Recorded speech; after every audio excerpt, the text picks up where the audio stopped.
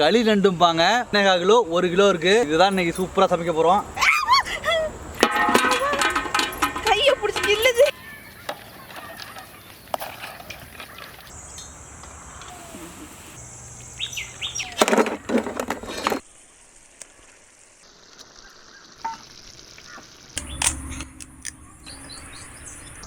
கண்ணு தெரிச்சு போய் பார்த்தேன். ஒரு காலு எடுத்துருவோம்.